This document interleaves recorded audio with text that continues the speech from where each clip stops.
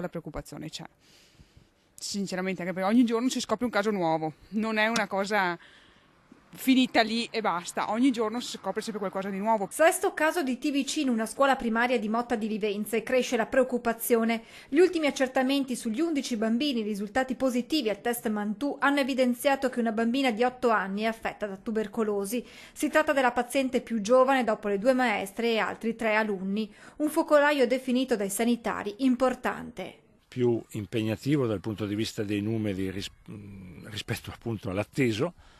Quindi è un focolaio inatteso numericamente, è un focolaio che sta diventando importante. Alla luce di questo l'ULSS ha informato della situazione anche l'Istituto Superiore di Sanità. In situazioni come queste, che sono, come dicevo prima, non usuali, ci si confronta con tutti i livelli del Servizio Sanitario Nazionale. Ho avuto un colloquio con i massimi esperti nazionali dell'Istituto Superiore di Sanità su questo argomento, abbiamo avuto conforto. I primi approfondimenti diagnostici sugli altri bambini positivi al Mantù hanno dato esito negativo. Al test verranno sottoposti anche i familiari della bambina, ultimo caso riscontrato, ora sottoposta a trattamento multifarmacologico. È ricoverata, starà bene.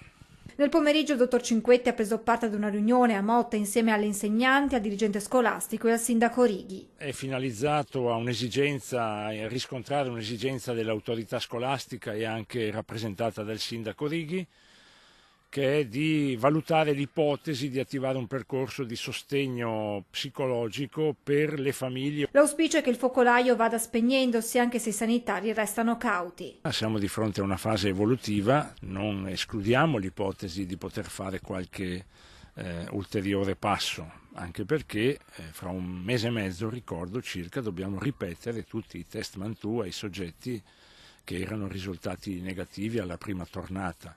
Abbiamo ancora 1 o 2 situazioni in fase di accertamento.